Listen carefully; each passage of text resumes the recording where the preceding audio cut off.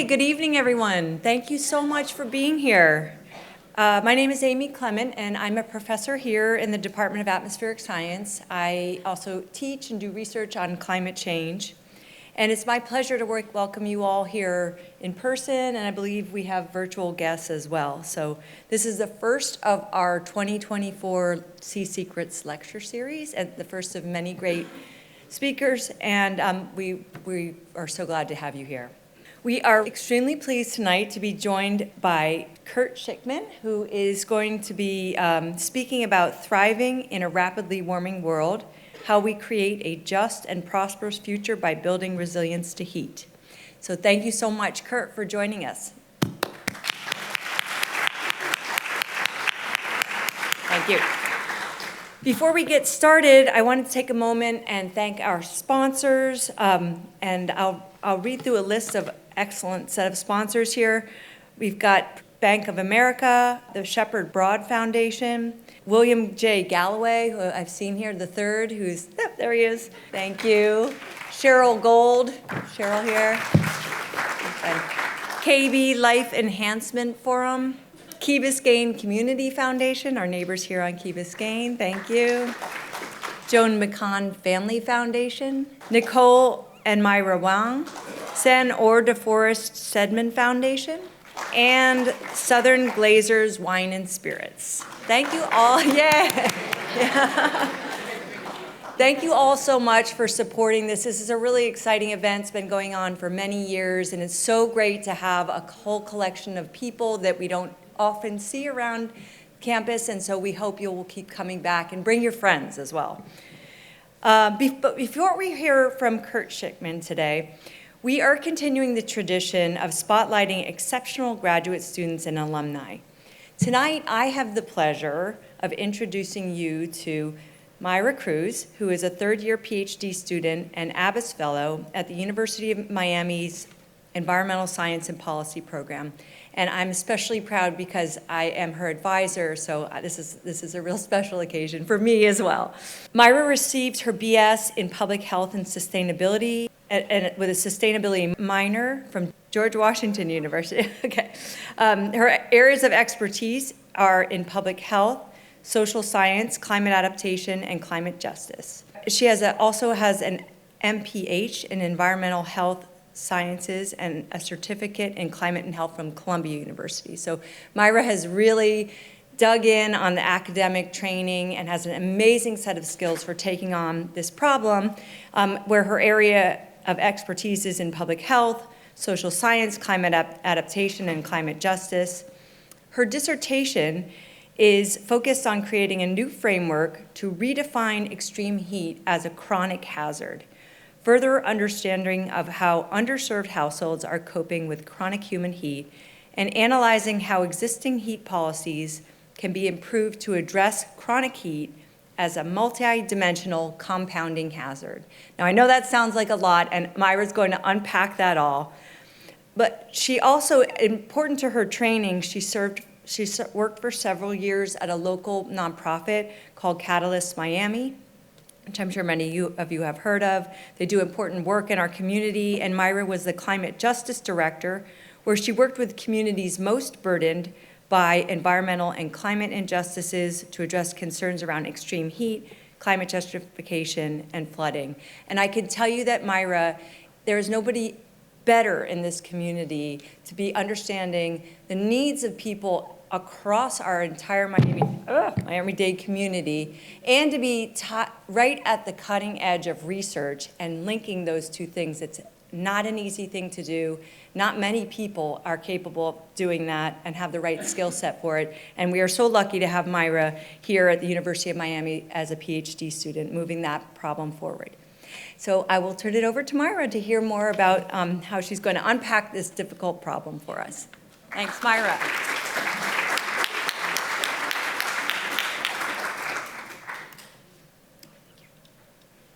Hi, good evening, everyone. Thank you, Amy, for the wonderful remarks. I really appreciate and look up to you, so thank you. The introduction actually said a lot of what I was going to cover here, so I'll have some more time to kind of unpack things. But really, as I alluded to in my bio, in terms of my PhD and dissertation, it really is about rethinking how we think about extreme heat as a hazard in terms of its impacts and who it's impacting the most. So like I mentioned in my bio, I used to work at Catalyst Miami. It's a local nonprofit. They primarily work on economic, racial, and social justice issues. So while I was there working with communities, we would often have discussions around like, what are the climate change risks that you're most worried about? And maybe shockingly to some of you, it wasn't sea level rise that I heard about. It wasn't flooding or hurricanes or storm surge. It was usually extreme heat. And the reason behind that is because we primarily serve low-income communities. So if you think about whether you're comfortable during the summertime when it's the hottest here, hopefully, maybe, you have the privilege of working inside with AC, or you go to school somewhere with AC. But in terms of the communities that I was working with, that was not a privilege that they can afford. So that's really what led me down this path of pursuing a PhD and further studying this issue, was to really put stories and numbers and facts behind what I was hearing from community members. So in terms of some of the research gaps that I've been working to address with my dissertation so far, it's really, as I mentioned, like thinking about heat not just as an acute event that happens or heat waves that happen, but thinking about it as a chronic issue. We live here in Miami, and we don't really get heat waves. It's more of an issue of having persistently high elevated temperatures for most of the year. And I see some of you guys nodding your head, so I'm glad that's sounding true, but that is true, right? It's basically from like May, sometimes as early as April, where it starts to feel a little bit hot, and then it can carry into October, November. That's about half the year, right? So that's very different than, say, like a Washington State, where they might have a heat wave that, yes, kills a lot of people, which is a problem that people are working to address. But what does that look like then for Miami, where it's more of a chronic issue, something that's persistent? And that also lends itself to the other research gap, is that we tend to focus a lot on these like temperate areas where, these anomalies, when we have these extremely high temperatures that happen there that are more than normal, it does bring a lot of attention to those areas. But as you'll notice in Miami, it wasn't really until last year during the summer, when we were hitting these consistently high temperatures, we even got our first extreme heat warnings that hadn't happened before, that it started to get attention. And I would say that's a big problem in terms of addressing the needs of communities here. So just one example I wanted to highlight really quickly. This is a citizen science project that I got to work on when I was at Catalyst and then transitioning into my PhD here. But we use citizen science to really help to inform policies here. So you'll see like Amy's name on there and maybe some other familiar names on there. But we had these little iButton sensors that we work with community members to place them around their communities in Miami-Dade in order to understand how hot is it actually on the ground. Because as I mentioned, we don't really have a lot of information about this in terms of what it looks like outdoors here in Miami, because they're very under-researched when it comes to the extreme heat space. So this was kind of like our first understanding of that. And it was great because we got to work with community members to do this work. So they really informed the places where they were placed. So that was like bus stops, that was benches, that was around schools, places that people tend to congregate around. And we found that, yes, it is actually hotter than what the National Weather Service is telling us. And you may or may not know, but last year, in terms of like our extreme heat warnings that we have and advisories, that got updated and that actually got lowered. And I would like to say proudly that our research had a big part to do with that, which is just one example of why this matters and why we should be doing this work, especially with those most impacted. So how hot are Miami homes? Stay tuned for results. But we're in 2022, I worked with Lene Turek-Hankins, who is a fellow PhD student here, as well as with Catalyst Miami once more, to put indoor heat sensors into people's homes around the county. So that was 59 homes. They were measuring the temperature and humidity inside from May to end of October. And that was really our first foray into understanding how people are being impacted indoors. As I mentioned, if you don't have the ability to fix your AC, those things tend to break down and it's not cheap to fix those. Or if you are a renter and your landlord's letting your house deteriorate, that could impact how hot it gets inside and how easy it is to keep up with those changes. So this study really allowed us to start to ask those questions. I interviewed several of those houses, some in Spanish even. So while results are still not complete, I am working on that, hopefully this semester. I will just say that it is a really recognized problem here. The number of times that I heard individuals mention that their landlord was letting their household deteriorate, or that they were a homeowner but they didn't qualify for any of the programs despite needing the financial assistance, or the number of times that I heard people say, yeah, I walk around, I have headaches all the time, I don't feel great, the heat impacts me, but we're not capturing this anywhere. Those are things that we're hoping to address as we get further into the results, and definitely working with the county to try to address these issues. And then just lastly, solutions. I know Kurt will talk about this a lot more, but just bringing to light the fact that there is a lot that we could be doing that we're not yet. And I think in places like Miami, oftentimes it comes down to who's in power, is there the funding for these sorts of things? So it's something that I hope to address during my dissertation as well. And I think, once again, keeping in mind that these solutions only work if they're working for the communities that are most impacted. So really trying to bridge that gap.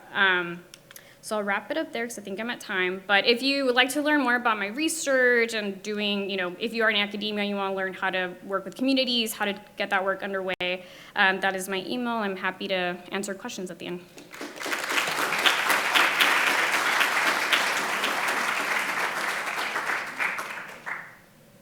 Thank you so much, Myra. And I just want to say, I think Myra's being modest. How many hours of interviews did you do? 70 hours of interviews with people in 2 languages and a ton of work if just trying to pull all that information together and make sense of it in ways that actually lead directly to policy recommendations. That's good stuff. Okay, so now it's my pleasure to introduce tonight's speaker, Kurt Shickman. Kurt is the founder of KS Advisory, a consulting practice that provides insights to cities, companies, and civil society organizations as they approach the challenge of extreme heat and climate resilience. Prior to launching KS Advisory, Kurt was the director of the Extreme Heat Initiatives at the Adrian Arch Rockefeller Foundation Resilience Center.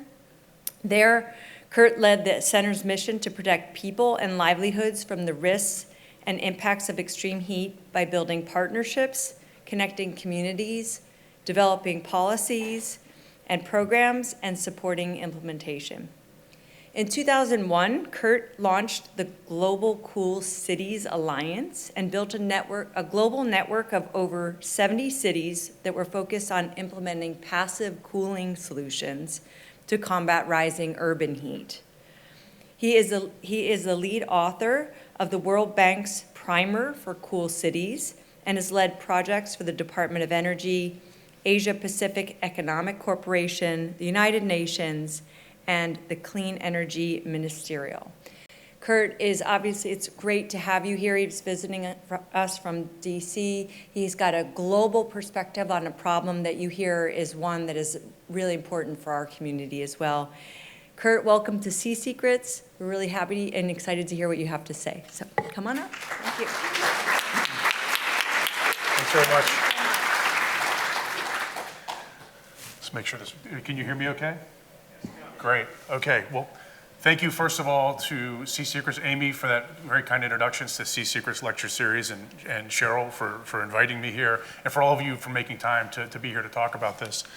I'm going to just run through, I think at a high level with the time that I have, the issue of heat and why it matters and why we should be thinking about not just climate change through the lens of heat, but most of our political actions and other things through the lens of heat, and why that's actually beneficial.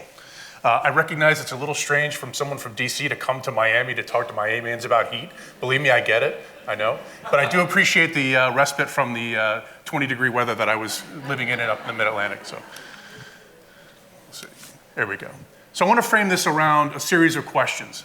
that we'll go through here. And then starting with, why do we care about heat at all? Why is this an issue that we should be thinking about? There's millions of issues we care about within climate change alone. Why is heat one that we should be really focusing on and driving action on to get to the benefits we want across climate action more broadly and other aspects of the work we're trying to do to improve our country, our city, our world? The second is, what global trends are driving exposure to risk for heat, or risk from heat rather? What does that actually mean? What is heat risk for us and for our systems and for our communities?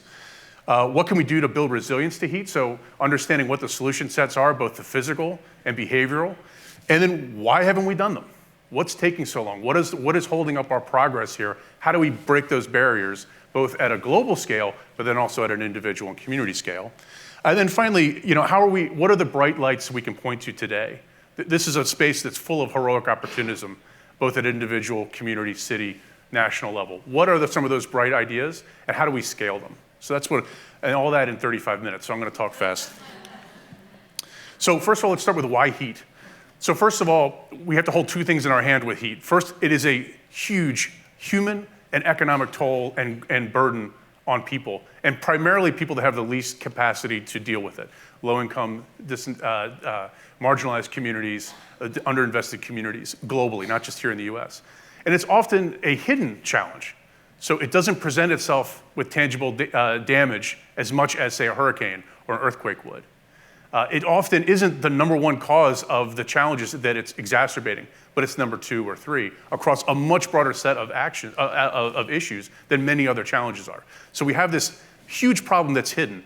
And then the second thing we have to hold in our hand is we have the solutions, physical and behavioral solutions, to actually address this today in a cost-effective way. And it's not a matter of innovation as much as it is a matter of implementation. So those two things. And then the third one, for me at least, especially coming out of the climate talks in Dubai, where we finally saw the public health community getting its proper place in the sun with the climate, within the climate action space at the table, is that heat, to me, is a real opportunity to shift the way we think about climate action a little bit. I'd say, and this comes through in the finance numbers, which we'll talk about in a little bit, but it's true in every other way. When we talk about climate action, we're often talking about mitigation, reducing the amount of GHGs we're putting into the atmosphere. And that's a technical calculation that we make. Dealing with heat resilience and other adaptation is a human-centered approach to this. It has different metrics we need to figure out, and we'll get to why that's a challenge. But this is a way for us to reframe our climate work around improving the lives of humans. And that doesn't have to just be about climate change. That's a much broader set of things. And I think heat is a vehicle for us to do that, and that's why I think it's an important way for us to think about many of the issues we deal with. Okay, so let me talk a little bit about the global trends, and I'll make this quick. There's really 3 here. The first is the globe is heating up. Average temperature, last year, 2023, was the hottest year on record globally, hottest year for ocean temperatures globally. The last 5 years have been the hottest 5 years we've faced. And in the last 24 years, we've had 22 of the hottest years, or the top 5 hottest years on the planet. So we are seeing tremendous amount of warming. We've seen the heat seasons extend in duration and also in intensity in every place. Actually, here in Miami, a city known for its chronic heat problem, you had 42 days where the heat index, which is the combination of heat and humidity, was over 105 degrees. So 42 days is a month and a half. On an average year over the last 14 years, it's been 7 days here. So you've gone from a week to 42 days. So it is both a chronic and acute challenge here. So speaking of cities, the second piece of that challenge is cities are heating up and are already hotter and are heating up at twice the average, global average rate. And that's because of a phenomenon called the urban heat island effect.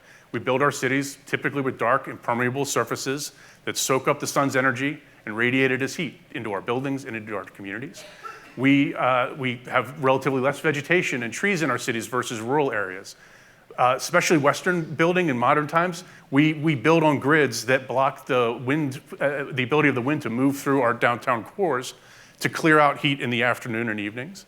And finally, we're humans and we generate heat. We drive cars, we do things in the cities, we have industrial processes, other air conditioning, other things that generate heat just by our activities that lead us to having much hotter cities, but that are also heating up at twice that rate. And then the third piece is we're all moving to cities. So right now, about 1 in 2 people in the world live in an urban area. And in the next few decades, it'll be more like 66%, or 2 in 3. So in short, we've got very hot places that are highly risk exposed, and let me back up actually, not just moving to cities, but where we're seeing that trend the most is South Asia, Africa, where that movement is moving into unplanned, in some cases informal settlements and communities that are lower in terms of build quality and harder to access by authorities and to actually do things about the challenge in those communities. So they're moving into highly risk exposed places, and we have many more people that will be exposed to that. So I've mentioned heat risk, risk exposure, all that sort of thing. What does that actually mean? And I think this is a really important piece. Now this is, first of all, this shows my lack of PowerPoint expertise, but it's also woefully inadequate, because if we look at any human system, there is a connection to heat and how heat is actually impacting it in a negative way. So I'm really gonna highlight a few here, but I wanna say that if we wanted to do this right, we would have that much space to write up all of that and show the connections there. But let me start with a few here. First, let's talk about our infrastructure. So this is one where heat has primarily its most tangible and visible outputs here. We look at healthcare system. We know that when it's hot, more people visit emergency departments, they visit hospitals and clinics. This puts a strain on an already taxed healthcare system. And we know that that's not just what we call traditionally vulnerable populations, people that have pre-existing conditions, the elderly and children. It's actually across the spectrum. Young, old, healthy, not healthy. We see them presenting in the emergency department on hot days, and it puts a strain on our ability to manage the health system. That strain also presents itself in the electric grid. So on hot days, if you're lucky enough to have air conditioning or a fan, you typically run it if you can afford to. And that drives additional demand from the power grid. We're already at dangerously over capacity or near capacity in most of our transmission grids now. So that additional peak demand can cause blackouts, brownouts, or load shedding, which means you can't get the power you want to do the things you need to do. So it's a huge issue there. And then further compounded by the fact that our transmission grid is less efficient when it's hot. So I don't know if you've noticed this, when on a really hot day, you'll start to see the lines sag. And that's because it's much harder for electricity to move through. The resistance is much stronger on a hot day. And so you have to push more power through that grid to actually get the power you want off the back end. So it's a double-edged sword on the electrical grid. And then finally, the transportation network. This to me is where I think heat has its most visible signature. And it's the only way we can compare it to when we see earthquakes or hurricanes, when we do photos in our PowerPoints. We see melted roads in Australia, in India, and elsewhere. We've seen airports in the UK and Phoenix not be able to land planes because the jetways were melted or because the air was too hot to actually provide the lift needed for larger airplanes. We've seen this with rails buckling all over the US and elsewhere, which affects freight travel and passenger travel. So these are the tangible pieces. Then we get into natural systems. So if you're in a city like Miami that is close to a natural river source or a bay, that sort of thing, when it's hot and it rains and that water runs into the river system, it's hotter than the EPA would allow a power plant to discharge water from a power plant. So it has negative effects on the flora and fauna in the aquatic world, in the sort of aquatic space, and everything else that it relies on. And similarly with air quality. So we know that as temperatures go up, we see that's directly related with ozone formation. And it's not a linear relationship. It's a particular temperature we get to, and then we see an exponential increase in the amount of ozone that forms. So there's huge impacts, not just on the sort of air quality, but also then what we're getting to next is on human risk to human health. So I'm going to talk about human health here for a second. So with mortality as sort of the peak presentation of a negative health outcome, we know that already heat is the deadliest natural disaster in a given year globally. It actually is more deadly than any other natural disaster combined. And we'll get into why it probably shouldn't be classified as a natural disaster in a second, but go with me for a second here. About 500,000 people die each year globally directly from heat. That is a very small piece of the number of people that are actually that die because heat is where heat's a factor. So for example, if I'm out in the hot weather and I'm doing something and I have a heart attack, the coroner is going to classify me as a heart attack victim. They're not going to classify me as a heat victim. When we factor that in, we're talking about millions of people that die each year directly from heat. But that's the top of the pyramid. Let's look a little bit further down. We get into other health outcomes. So if you've got cardiopulmonary disease, renal disease, other types of conditions, mental health conditions that have certain medications that make you predisposed to be more at risk from heat. Maybe it dehydrates you, for example. These are all other factors that heat generates that create huge health and well-being outcomes.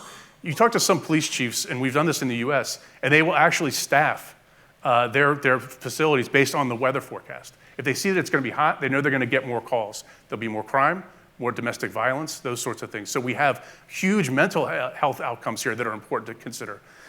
We'll talk about educational outcomes. This is one that's important to me because this is where it's not just happening to a person at that time. This is one of those generational impacts. What we found is that children who are exposed to extreme temperatures, and not that many, just a few extra days a year versus their peers, will test worse on tests into the next year by about 8%, which means that they're not getting the educational attainment that is going to uplift them, continue to help them grow economically, and continue to thrive into the future, not just them, but potentially their kids as well. So it's not just a today problem, it's creating generational challenges. And I promise there's good news in here too. I'll get through this in a second. But before we get there, global security is one that I think doesn't get the attention that it should.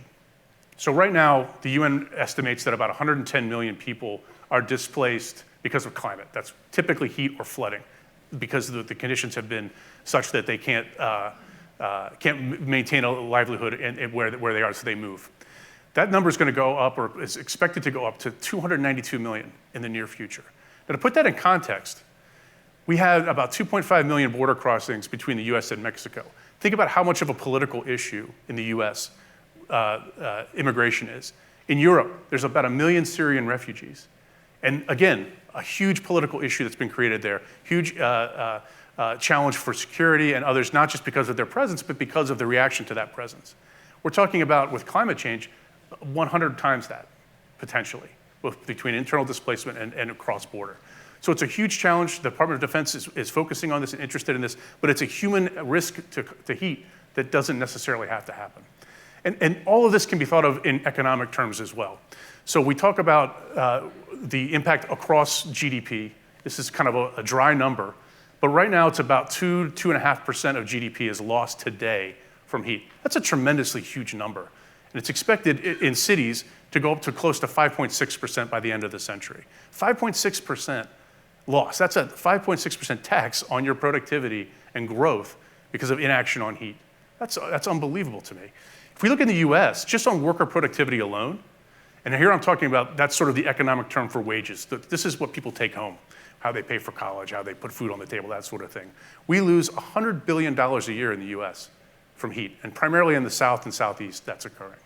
And that's either because people get injured on the job, it's too hot to work, other things happen, productivity is slower, so you get paid less, or there's all different factors that go into that. It's going to go up to about $500 billion in the next 10 to 15 years. So these are huge costs. Actually, here in Miami, just to put that a more local flavor on that lost worker productivity is about equivalent to the Miami-Dade County budget for everything. So it's a massive number. You don't recognize that way because it's happening to individual households, but it's a massive impact economically. One thing I didn't mention on there that's on the slide, but I think that deserves its own piece of this, is the impact on equity and climate equity and equity more broadly. Because what we find is all of those things I mentioned and all the things I didn't mention, the disproportionate burden of those challenges is faced by low-income and marginalized communities, as Myra was mentioning. And so the burden is on those that have the least capacity financially and to actually weather and be resilient to those challenges. So I want to highlight that with one chart here. This is from New York City, and this is looking at emergency department visits and hospitalizations from heat. On the left of that graph, so actually I have a clicker, I can do this. This one here is a higher wealth neighborhood. That's where less than 10% of the people in that neighborhood are under the federal poverty line. This area is a very high poverty area. So 30% or more there of people are under the federal poverty line. What you're seeing is essentially a doubling of hospitalizations and a more than doubling of emergency department visits. So these are huge disruptions in people's lives. These can be costly visits that they're making to the hospital. And it's literally double in the same city, same conditions generally in terms of temperature and that sort of thing. So while there's a broader issue here around where we get our temperatures from when we say it's 90 degrees, it's 90 at the airport, it's 100 in the city type of thing. This is literally roughly the same temperature, same conditions, but different living conditions, different life characteristics have led to this huge disparity in who's impacted by it. Okay, so this is my neighborhood. I want to make a quick point about this because I've been talking about communities, but the other real challenge of heat is that, and this is where I got to making an aside about a natural versus unnatural disaster. Heat is absolutely an individual house-by-house challenge. And I want to show you my neighborhood as an example. So I won't point out my house, but this is my neighbor. She's 84, she's from Trinidad. She's actually Gwen Eiffel's aunt, believe it or not. That doesn't have air conditioning in her house. And when it's 90 degrees in my neighborhood, I'm sitting inside comfortable in my AC typing away on my computer, and she's in a house that's 105 degrees. Same temperature, same warning went out. She's having a much different experience than I am, and I'm literally 30 feet away from her. Her neighbor, this house here, has air conditioning in her bedroom, but she takes heart medication that predisposes her to greater risk from heat. So when it's 90 degrees for her, she can go into the AC, but it's hard for her to go outside. Across the street here is a multi-generation house. A lot of my neighbors work in construction. They have to be outside to make money.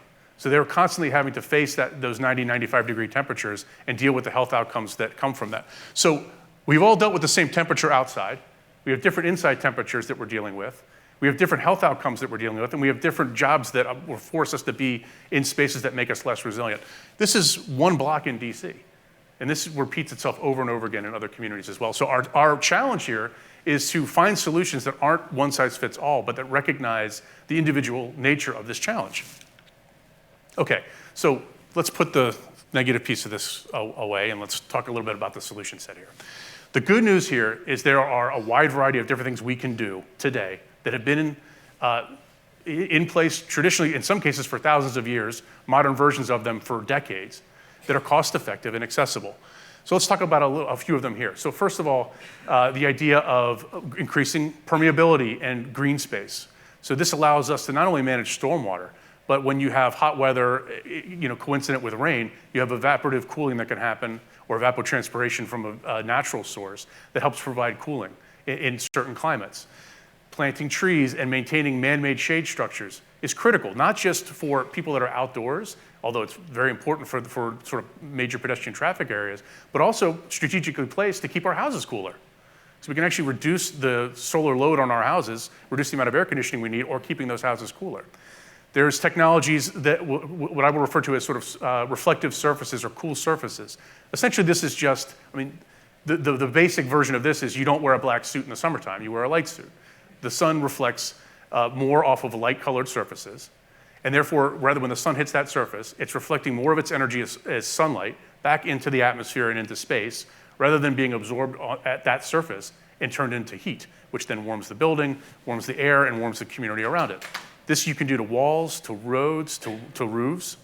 And then we can also talk about, in places where we're designing new communities, mindful of wind flow, mindful of leaving major overhangs, things like that would block wind or impede wind that's needed to help move hot air out of our communities.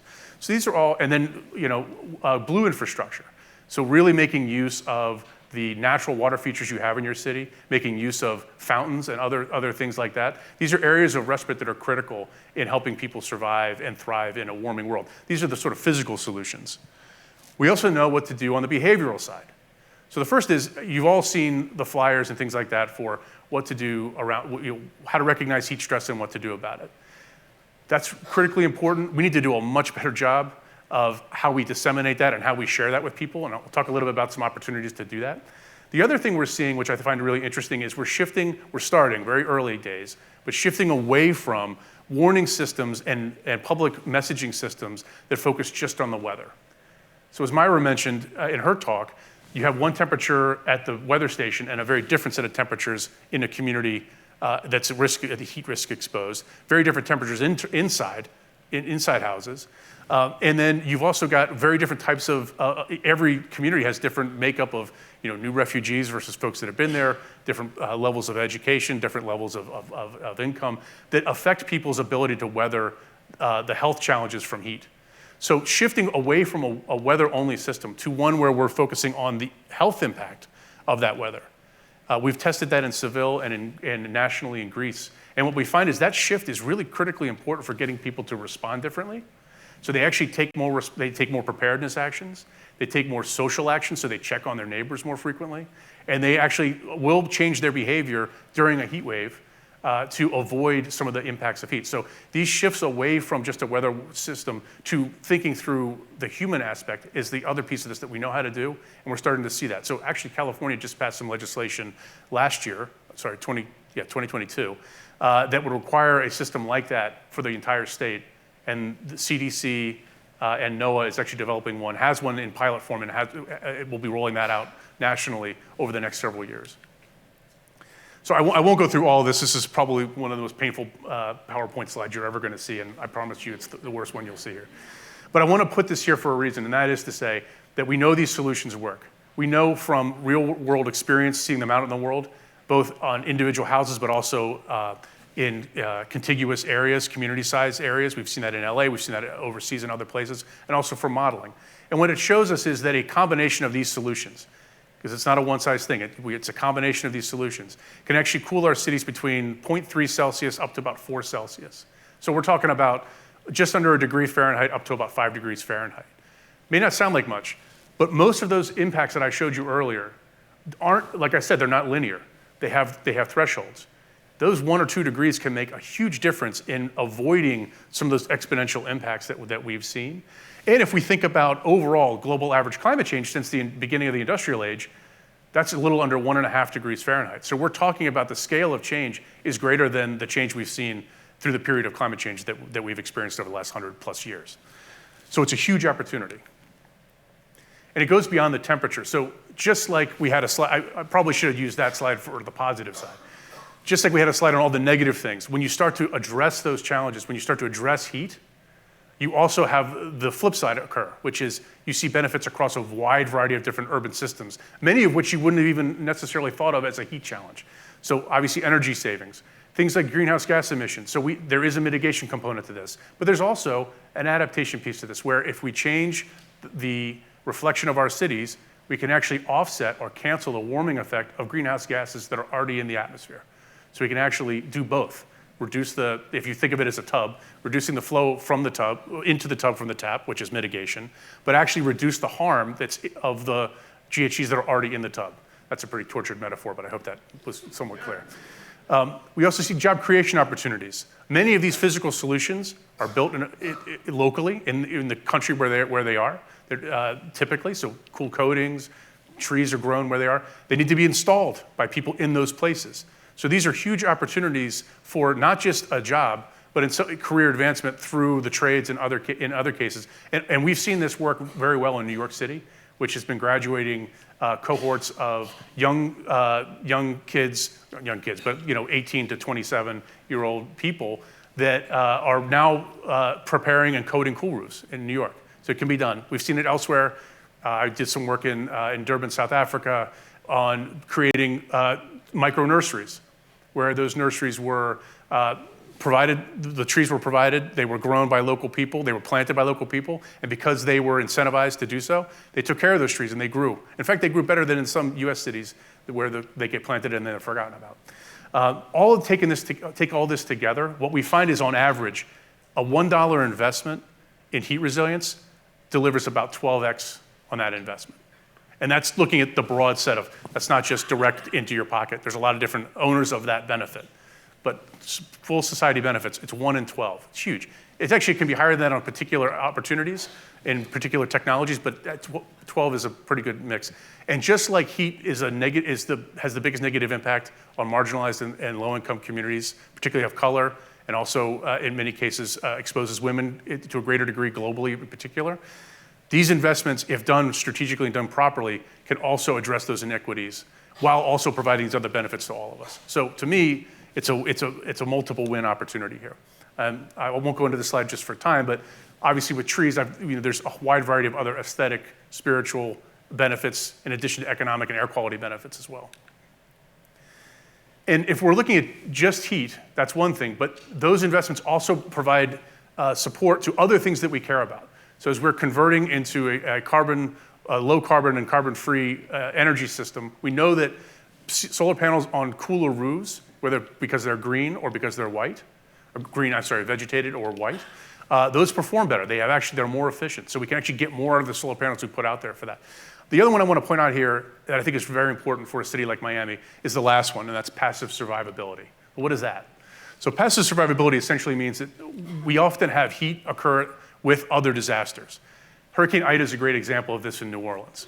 So New Orleans, a couple years ago, Hurricane Ida came through, and what came with it was a heat wave. And the power was out, and we saw actually twice the number of people died in New Orleans from the heat wave after the hurricane than died from the hurricane itself. And so it's imperative in places that are exposed to both heat, chronic and acute, and other disasters, that we have as thermally comfortable dwellings as we can, because we will be called upon at some point to live without the AC or without electricity to keep us safe. So that thermal comfort and passive survivability is critical as a side benefit to the broader sort of heat resilience benefits. Okay, so huge problem, easy solutions. Why aren't we doing it? This is where I think there's a lot of different ways we could take this question, but I want to focus on 4 big ones. The first is we still have very low awareness of this, not only as a problem, but also as a solution. So in terms of the solution, I've done a lot of work in Uganda, for example, very chronically hot places in informal settlements. They know it's hot. They understand they're suffering. They have no idea what they're supposed to do about it in these settlements. How do I escape it? So there's a sense of not knowing what the solutions might be. And what we have here is, I think, a bit of the flip side, which is we haven't fully internalized just how costly and dangerous heat is for us as a society, and certainly our own individual risk. And I'm guilty of this too. I go running on the hot weather. I'm halfway through the run, and I wonder why the hell I did that. But this repeats itself over and over again. We don't internalize the risk of heat the way we should. The other one is more of a policy issue, and that is no one owns this issue of heat. Heat is addressed across a wide variety of agencies, a wide variety of community groups, civil society groups, companies, and others. And with few exceptions, and there's actually one here in Miami, they're not coordinated in any meaningful way. So the budgets, the vocabularies, the motivations, the goals of different departments are not aligned around heat, and therefore we don't do enough. And then the third and fourth one, I think this gets to what Myra is pointing out and what her work is trying to address, is we lack success metrics for investments in adaptation and heat resilience. And that means that it doesn't have the political staying power that other things do, even within the climate space. And it's not driving the right kind of financial innovation from the financial community and insurance and risk transfer communities. We are seeing some innovation there, but it's not happening at speed. And that's in part because of this issue of metrics. So how does that manifest itself? If you look at climate finance, which is substantial for someone like me coming from where I come from, but it's small in the context of the broader financial market, 7% of all climate finance goes to adaptation. 7, that's it. And heat is a small part of that. So we're not investing at all in adaptation because it's hard to measure our performance on that investment versus mitigation. If we got that up to 20%, we would see transformative change in our cities. So it doesn't have to be a reversal on mitigation, but just getting it to up closer to 20-80 split would be a tremendous change in what we're able to invest in and support with the private sector and otherwise. And what's underpinning that is an issue around data. So we've talked a little bit about data. We need more of it. We need better and more accurate data. But actually, there's a lot of good data out there that is simply inaccessible to many cities. The data exists, but it's behind companies, in some cases, that charge a lot of money to share their analytics, to share their tools with cities. So a rich city like Melbourne, Australia can afford to do incredible analytical work to decide where to put their heat resilience investments versus a city in South Africa, which doesn't have access to that unless they're lucky enough or driven enough to find a grant to then go get it, bubblegum and bootstrapping it to make it work. That's not a sustainable, scalable model. So we need to do better there as well. So what is working? So I mentioned Miami-Dade County. The first thing I'd say, Miami-Dade County has the distinction of being the first place in the world to actually do something about this issue of diffuse ownership of the problem of heat. They were the first one to appoint a chief heat officer. It's a woman named Jane Gilbert, works in the Office of Resilience. Jane wakes up every day and focuses on not just coordinating the various stakeholders that need to be at the table. She's driven them to an effective and excellent heat action plan that came out late last year, and now is delivering on the plan itself, implementing that plan.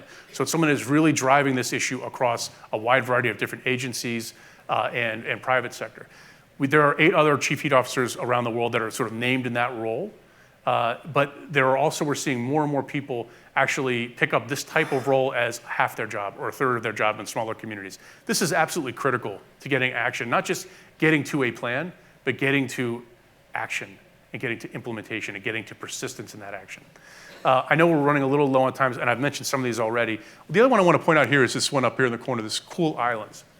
I think this one's great because many of the other things I've talked about here are absolutely doable investments, but they are investments. There are costs. Cool Islands is something that Paris started. Other cities have been doing this.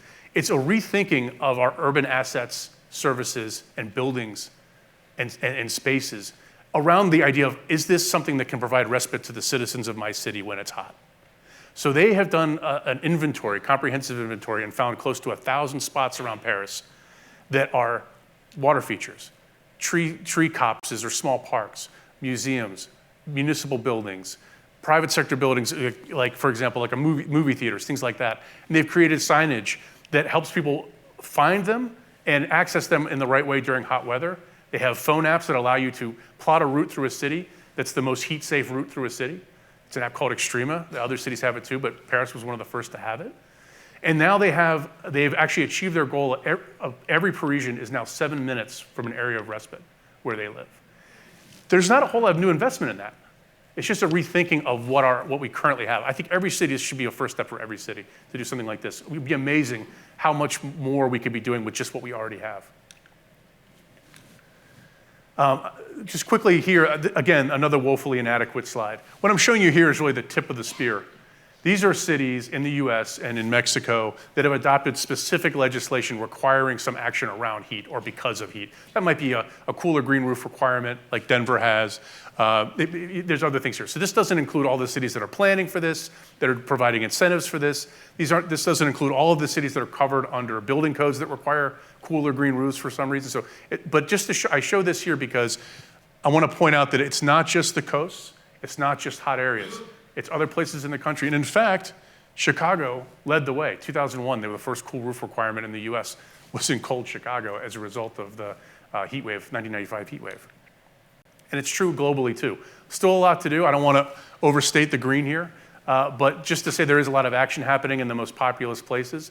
The green are places where we've had executive or national legislative action to address heat. It's not adequate, but it's a start.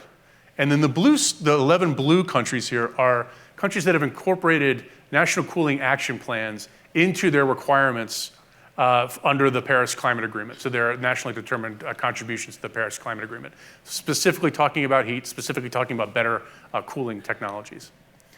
All right, so I'll quickly just focus on the top one here. I've talked about some of these other ones. One of the things I mentioned is a lack of awareness. And I think one thing I'm really excited about is that we are now seeing a movement to incorporate gaming globally as a means to engage people around this issue of heat and broadly about adaptation. Not just to share information with them, not just a fact sheet or a billboard, but actually engaging them in the communities where they are online. 3.2 billion people play games every day. It ranges across economic class, it ranges across geographic area. It's basically split 50-50 male, female, or across genders. So we're reaching the play every day. So there's a huge opportunity and potential here to do a much better, more compelling and engaging job of reaching people with the right messaging. So for example, something like talking about the first cost fallacy, where we think if something's cheaper, I should get that, when in fact it costs you more to run it over time. That's easy to build into gameplay. You don't even have to talk about it as a climate thing. You can build that concept in, and then you've got someone who has that incorporated in that when they go to buy their air conditioner, they're thinking about the SEER rating or other things like that. So these are the opportunities that are out there that I'm very excited about coming next. So I want to leave you with 2 quick slides. I've talked a lot at sort of the wonky sort of societal level here. So I want to talk a little bit about what we can do individually when we leave here today. The first is if you own your home and you're doing some work on your home, think about what the thermally comfortable options are. Don't necessarily put on a dark asphalt roof. There are light colored shingles that are just as effective that cost the same. Or you could go with a dark-colored cool roof that actually reflects in a different spectrum that provides a lot of cooling. So as you're investing in your home, invest in the thermal comfort of that home as well. If you're renting, that's obviously much harder to do. But tree cover is critical. And what we find is over and over again, we'll plant trees and those trees die within 3 years because we plant in cities that are very hostile to young trees. Be a steward in your neighborhood. Maybe didn't plant the tree, water the tree. If you see that little green bag is empty, fill it up. If you see the tree is damaged, let the city know. I mean, these are small things we can do that make a big difference today, and then when that tree is mature, we'll provide those benefits that we're hoping for. At the community scale, that social net is so critical. The 1995 heat wave in Chicago, what we found was that typically households, multi-generational households with strong social connections, so these were typically the Hispanic neighborhoods in Chicago, equally poor to African-American neighborhoods where there was much less social cohesion, much less prevalence of multi-generations in the household. Those neighborhoods suffered far more than the neighborhoods where they were connected with each other. So rebuilding that social net is important. Check on your friends and family when it's hot. Check on your neighbor. And learn how to spot heat stress and help engage with those people if you find that that's the case. It's a small thing, but it can make a big difference. And then finally, and again, I don't want to sound Pollyanna here, but none of this changes if we don't buy something different or if we don't demand it differently from our political leadership. And so I would say use your voice. These are hugely beneficial to our communities, both from a climate perspective, but also economically. Our leaders should be thinking about these things in the way they procure services and assets. They should be thinking about this as not just a challenge, but an opportunity in our communities. And frankly, specifically, we should be demanding better worker protections, both for outdoor workers and indoor workers. We're seeing actually, while we see some federal standards that are changing in the right direction, we've seen backsliding at the state level in some places. This should not be happening, because this is not just a challenge this is actually economically detrimental, not just from a health perspective for those workers, but also because they're not as productive. It would be better to have more protections. We would actually get more productivity. So I will leave you with this. This was obviously a fast run through this. These are some books that I really think do a great job. Well, two of them are great books, and one is a shameless plug for me. The first is Jeff Goodell's The Heat Will Kill You First. You may have seen this. This has been on the top of a lot of best nonfiction books of 2023. I think this might be one of the best, simplest, clearest articulations of what heat is doing to us today and what we're doing about heat today. Absolutely fantastic read, and not just because I'm a heat nerd. Eric Kleinenberg's Heat Wave book is a little more academic, sociological look at the impact of the Chicago heat wave, why there were so many deaths in Chicago. It wasn't just the heat. What were the social conditions that led to that? It's critically important to understand that softer piece of this. It's a tougher read than Goodell's book, but I think it's really important if this is an issue you care about. And finally, if you are having trouble sleeping, this is the primer for Cool Cities that I developed for the World Bank. And the reason I have this here is if you are finding yourself in a position where you're pushing your leadership, your political leadership, they ask you, what do we do about it? Well, this is what this is focused on. Practical solutions, practical policies to implement those and accelerate those at scale. So I put it here only for that reason. I don't get any royalties from that, unfortunately, but I do think it's helpful if we want to have solutions when we have those conversations, that may be one place to start. So I want to thank you again for your time and your attention, and I look forward to the discussion. Thanks very much.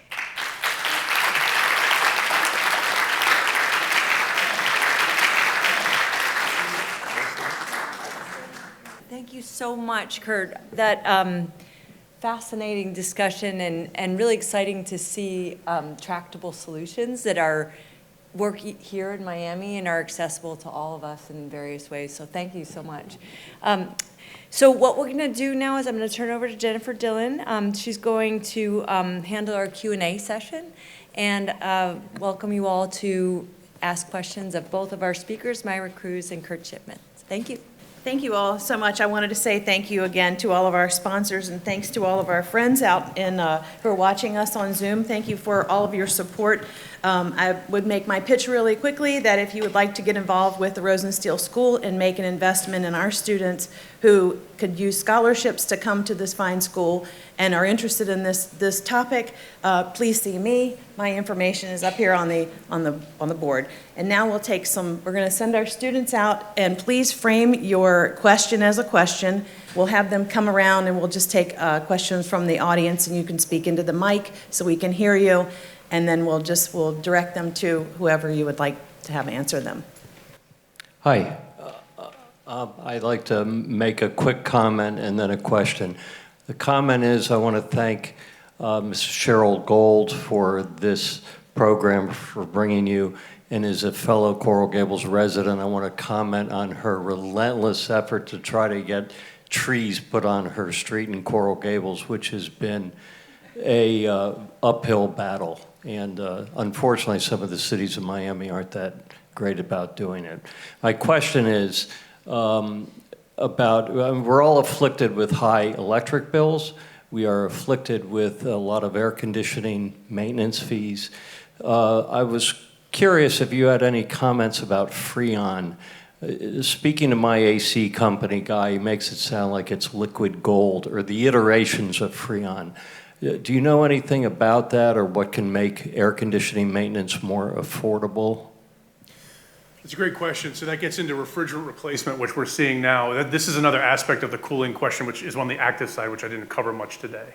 So Freon is one thing, but we also are seeing a lot of replacement of traditional refrigerants with new versions. They actually are more expensive right now, but we see a glide path to where at a global where these are being required, we're going to see those costs come down and actually undercut Freon over time. But right now, it is quite expensive, in part because if you have a system that's leaking Freon, there is an incentive to get that system fixed because it has a negative impact on greenhouse gas emissions and other such things.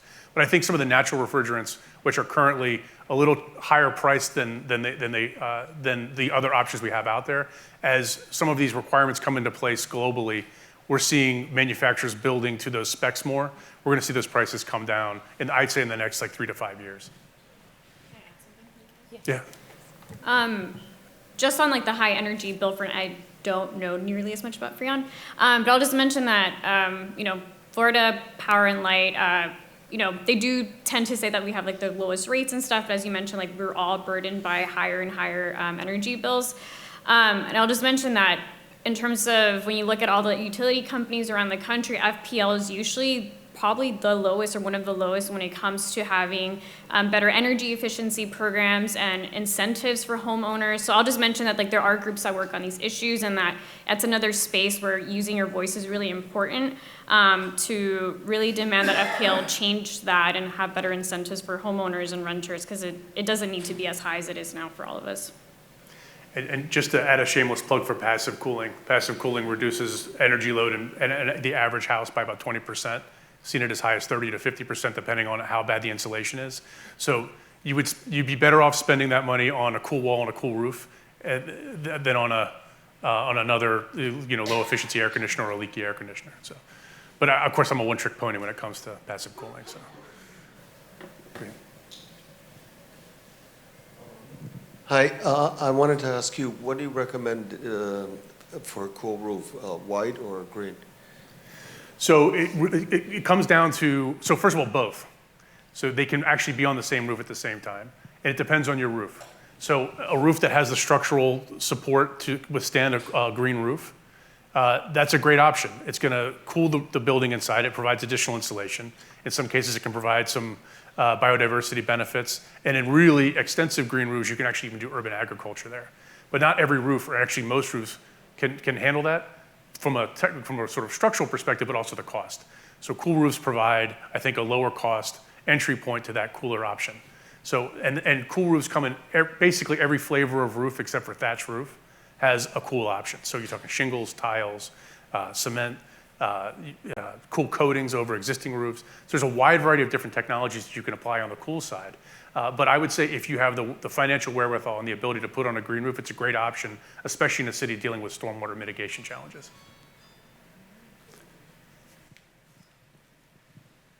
Hi, thank you very much.